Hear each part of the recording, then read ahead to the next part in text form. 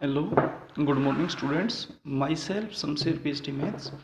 बेटा, last video में हमने रोल्स थ्योरम की स्टेटमेंट आपको बताई थी। स्टेटमेंट को बहुत अच्छे से याद करें, पूछा जा सकता है कि what do you mean by the Rolle's theorem.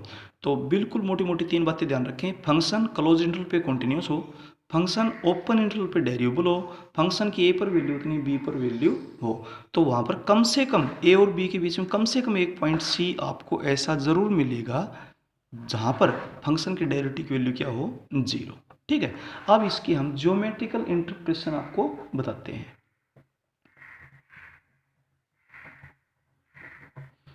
Geometrical proof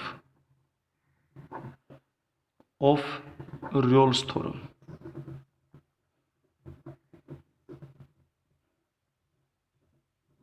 देखो बेटा, ज्योमेट्रिकल प्रूफ के अंदर क्या बोलता है, हम डायग्राम बनाते हैं। ये आपके पास हो गया एक्स एक्सिस,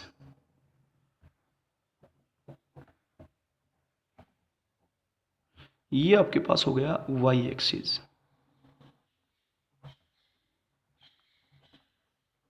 क्लियर हो गया। यहां पर हमने एक पॉइंट ले लिया P, यहां पर हमने एक पॉइंट ले लिया S।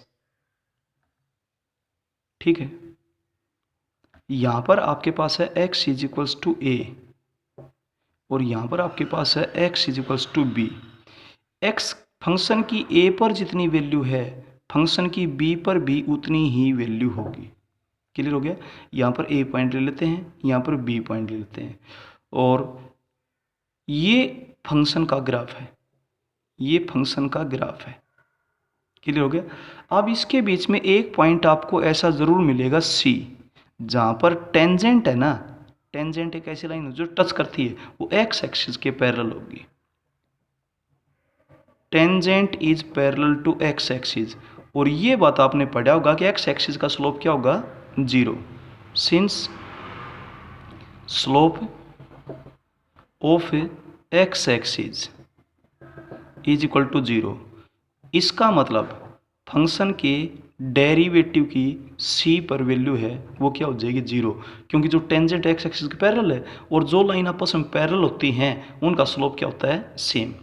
आपने 11th में पढ़ा था, if any two lines are parallel then their slopes will be same. ऐसा आपने 11th में पढ़ा था बेटा, ये रिजल्ट ध्यान होना चाहिए। ठीक है, इसके बाद दूसरे के अंदर देखिए, ये आपके पास है एक्स एक्सिस, ये आपके पास है वाई एक्सिस, यहां पर पॉइंट है आपने ले लिया P, यहां पर पॉइंट आपने ले लिया S।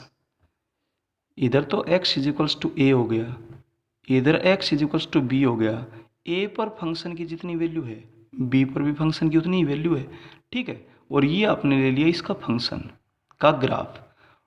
तो ये जो एक पॉइंट कम से कम C ऐसा जरूर मिलेगा जहां पर पास होने वाली टेंजेंट x एक्सिस के क्या है, पैरेलल है। फंक्शन की a पर जितनी वैल्यू है, फंक्शन की b पर भी उतनी ही वैल्यू है।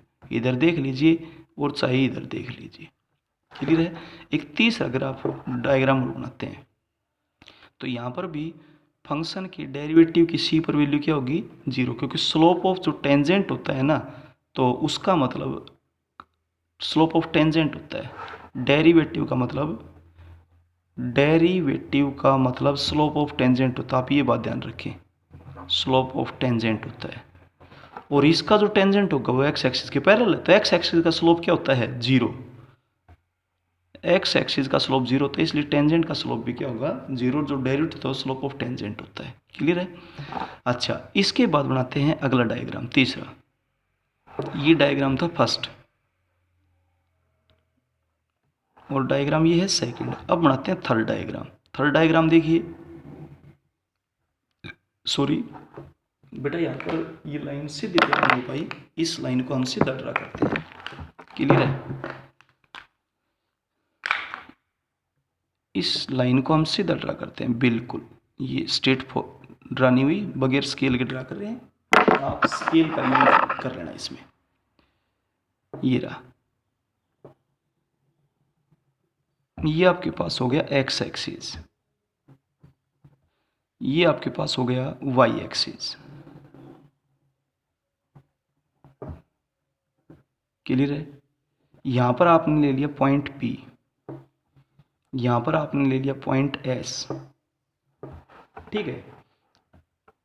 इधर x is equals to a है, इधर x is equals to b है। फंक्शन की a पर जितनी वैल्यू है, फंक्शन की b पर भी उतनी ही वैल्यू है। दोनों बिल्कुल बराबर की होनी चाहिए, ये बिल्कुल बराबर की वैल्यू होनी चाहिए a पर और b पर। इधर a पॉइंट ले लिया, इधर b पॉइंट ले लिया। अब फंक्शन का ग्राफ मान लीजिए इस तरीके से जाता है, फंक्शन का ग्राफ मान लीजिए इस तरीके से जाता है, ठीक है। तो इनके बीच में जितने भी पॉइंट्स हैं, बीच में जितने पॉइंट्स हैं, सी ले लिया, डी ले लिया, A B C D E F, तो यहाँ से आप टेंजेंट ड्रा करेंगे और जितनी भी टेंजेंट्स ड्रा होती हैं वो एक्स एक्सिस के क्या हैं, पैरेलल। बस मेन निचोड़ यही है कि जो टेंजेंट है ना वो एक्स एक्सिस के पैरेलल है, और एक्स एक्सिस का स्लोप क्या होता है, जीरो। तो टेंजेंट का स्लोप भी जीरो होगा, और टेंजेंट का स्लोप निकालने का तरीका होता है डेरिवेटिव। क्लियर है?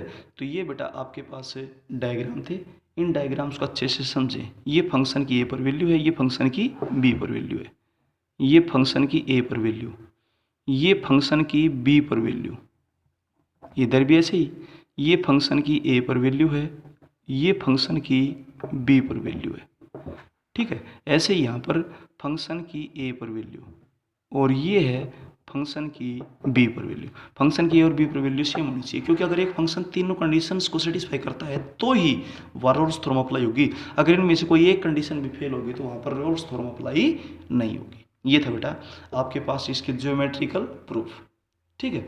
तो इसका सीधा सा मतलब यही है कि अगर एक फंक्शन तीनों कंडीशंस को सेटिस्फाई करेगा तो उन दोनों के बीच में कम से कम एक पॉइंट ऐसा जरूर मिलेगा जहां से पास होने वाला टेंजेंट एक्स एक्सिस के पैरेलल होगी। बस इसका सीधा सा मतलब यही है, tangent is parallel to x axis, ठीक है।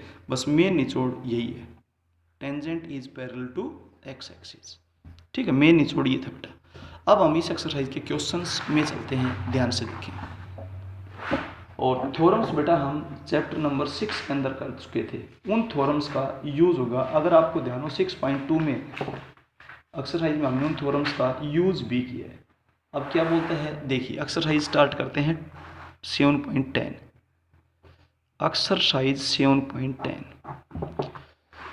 इसमें फर्स्ट क्वेश्चन का फर्स्ट पार्ट, फर्स्ट क्वेश्चन के फर्स्ट पार्ट में आपको जो फंक्शन दे रखे हैं वो दे रखे हैं एक्स स्क्वायर -4x + 3, और इंटरवल दे रखे हैं x बिलोंग करता है 1 से 3 के क्लोज इंटरवल में। क्लियर हो गया? ये लाइन है,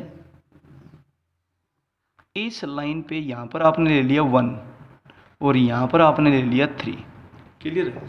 सबसे पहले तीनों कंडीशन चेक करते हैं। कैसे? देखिए, f(x) is equals to x square -4x + 3 is a polynomial function. छठे चैप्टर में आई थी बेटा, पोलिनोमियल फंक्शन। ये पोलिनोमियल फंक्शन हर जगह कंटिन्यूस होता है, तो 1 से 3 के बीच में तो होगा ही होगा। Which is continuous for each x belongs to close interval 1 से 3। जब हर रियल नंबर के लिए कॉन्टिन्यूस होता है तो 1 और क्लोज इंटरवल ध्यान देना 1 पर भी 3 पर भी, इनके बीच में भी, क्योंकि कंटिन्यूटी क्लोज इंटरवल पे ली जाती है, ठीक है। इसके बाद दूसरा स्टेप, फंक्शन का डेरिवेटिव करेंगे। फंक्शन का जब आप डेरिवेटिव करेंगे तो आपके पास क्या हो जाएगा, 2x - 4। अब आप दो बातों का ध्यान देना, एक तो बटे में 0 नहीं होना चाहिए और रूट में नेगेटिव नहीं होना चाहिए। ये बात आपको 11th में भी बताई गई थी, फिर से बता देता हूँ। देखिए, एक तो जो डिनोमिनेटर है ना वो 0 नहीं होना चाहिए और रूट में नेगेटिव नंबर नहीं होना चाहिए। दो बातों पर विशेष ध्यान दें, डिनोमिनेटर 0 नहीं हो, रूट में नेगेटिव नहीं हो। तो इसमें ना तो रूट है ना डिनोमिनेटर है, तो आप क्या लिखेंगे, which exist. For each x belongs to open interval 1 to 3। आप 1 और 3 के बीच की कोई वैल्यू पुट कर सकते हैं, ये हमेशा एग्जिस्ट करेगा।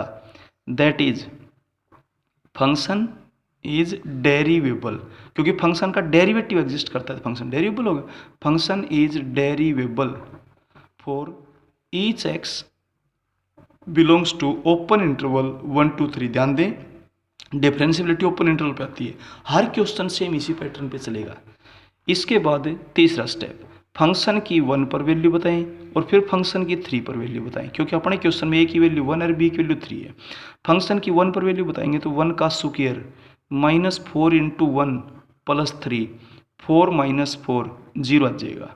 फिर 3 पर बताएंगे तो 3 का स्क्वायर -4 × 3 + 3 12, और ये भी 12 हो गया, 12 - 12 ये भी 0 आएगा, दोनों सेम आ गए।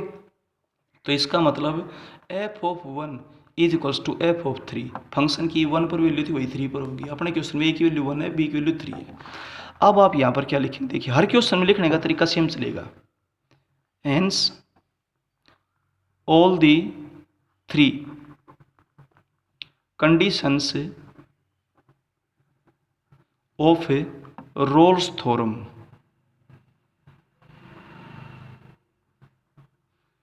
Are satisfied by the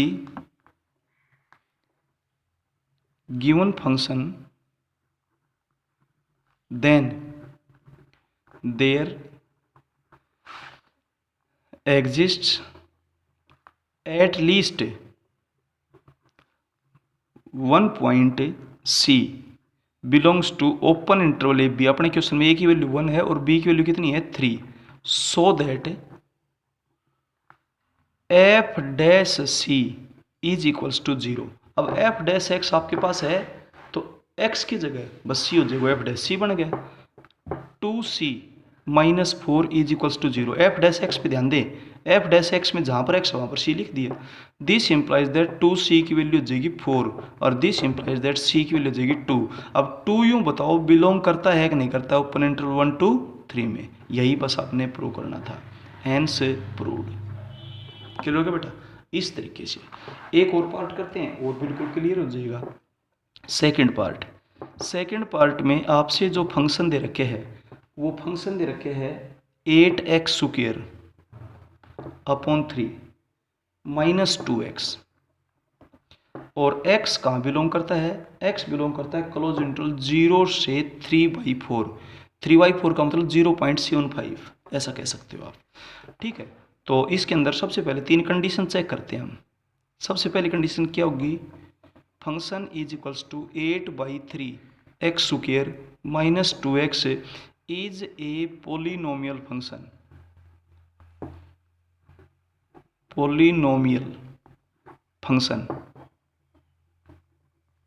which is continuous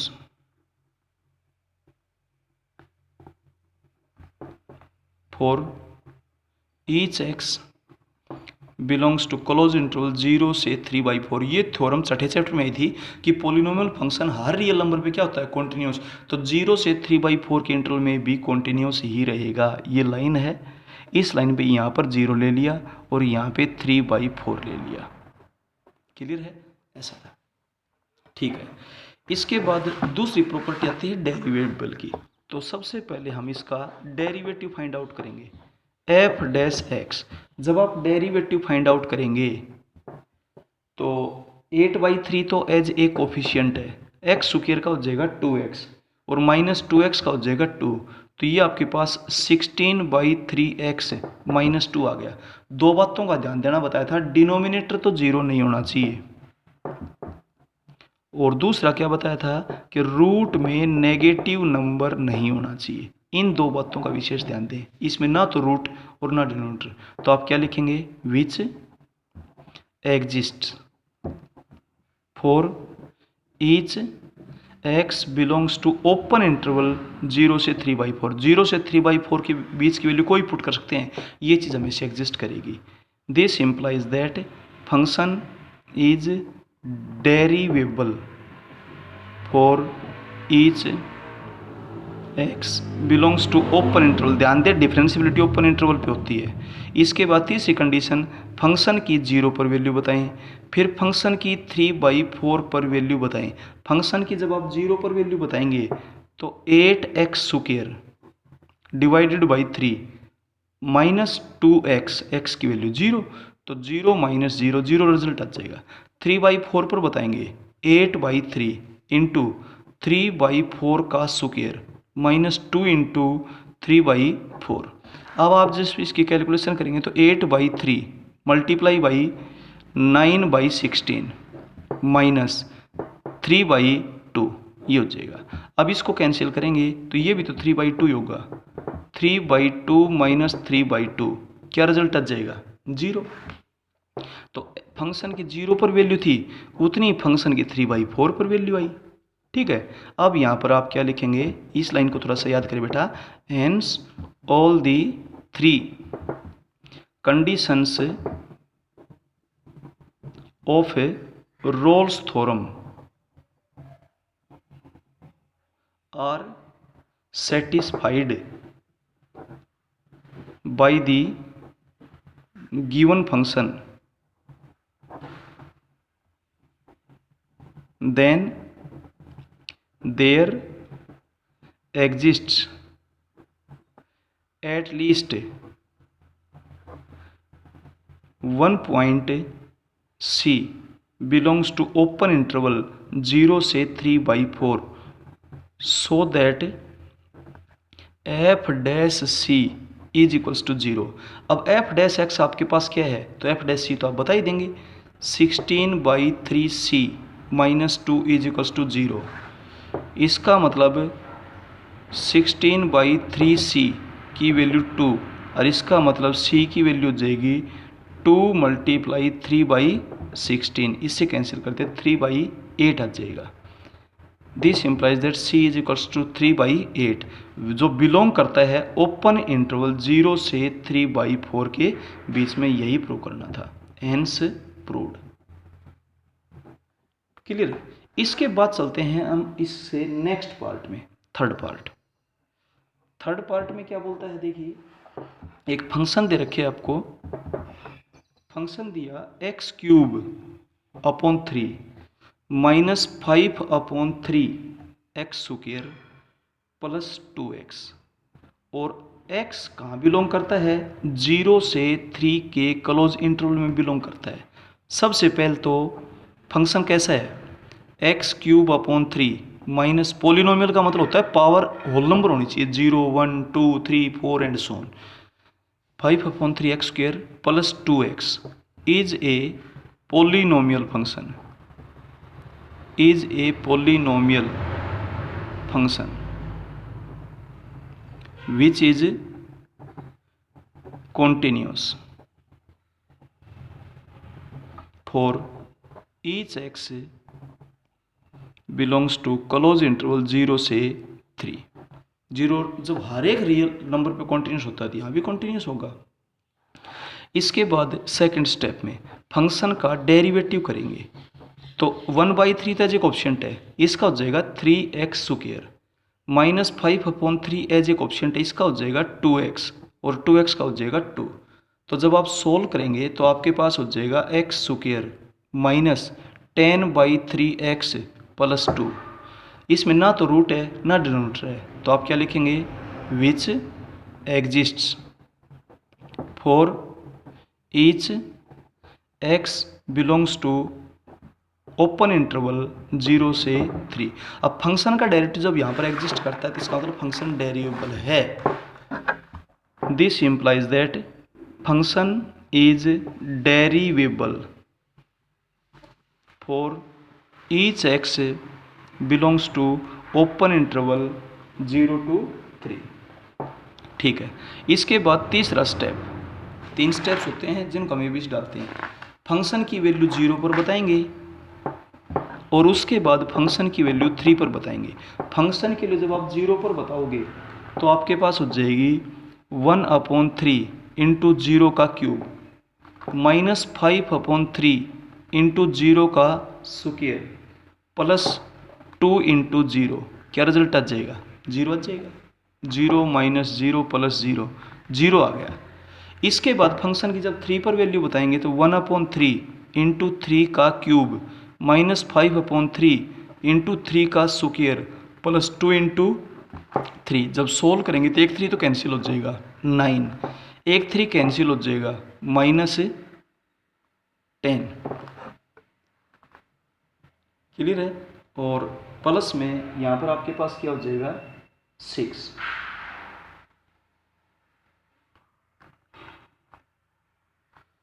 देखिए 1/3 एक्स क्यूब, 3 का क्यूब है, एक पावर कैंसिल हो जाएगी तो आपके पास क्या बचेगा? 3 का स्क्वायर बचेगा 9, माइनस 5/3 इंटू 3 का स्क्वायर, ये 15 हो जाएगा बेटा, 10 नहीं 15 है ये,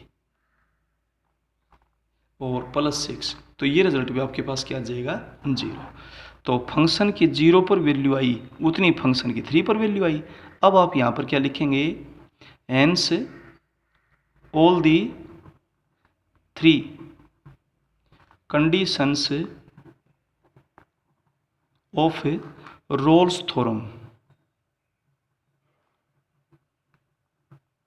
are satisfied by the given function, then there exists at least one point C belongs to open interval 1 से 3 so that f dash c is equals to 0। अब f डैश x आपके पास है क्या है? देखिए f डैश x आपके पास है x स्क्वायर, तो वो हो जाएगा c square minus 10/3 c plus 2 is equals to 0। f dash x को देख करके f dash c find out कर दिया, 3 एलसीएम आ जाएगा तो 3c square minus 10c plus 6, 3 जो एलसीएम था वो मल्टीप्लाई में आ जाएगा। ठीक है, अब आप इसको जब सोल्व करेंगे तो c की वैल्यू आपके पास क्या आ जाएगी? Minus b plus minus root of b square minus 4ac, 18 को 4 से मल्टीप्लाई करेंगे तो 72 divided by 2a, 10 plus minus 100 में 72 को सेपरेट करेंगे तो 28 डिवाइडेड बाई 6। अब 10 प्लस माइनस 28 को 4 मल्टीप्लाई 7 लिखेंगे, 2√7 डिवाइडेड बाई 6, 2 कॉमन लेकर कैंसिल कर दें, 5 प्लस माइनस √7 डिवाइडेड बाई 6। √7 की वैल्यू 2 पॉइंट समथिंग होती है। अब 5 में 2 पॉइंट समथिंग अगर ऐड करेंगे तो 7 पॉइंट समथिंग, और उसको 6 से डिवाइड करेंगे तो 1 पॉइंट समथिंग आएगा। अगर सब्ट्रैक्ट करते हैं 5 में से 2 पॉइंट समथिंग तो 2 पॉइंट समथिंग ही आएगा, और उसको 6 से डिवाइड, तो दोनों की दोनों वैल्यूज बिलोंग करती हैं ओपन इंटरवल 0 से 3 के बीच में। ठीक है बेटा, हेंस प्रूव्ड, यही आपने प्रूव करना था। Okay, thank you.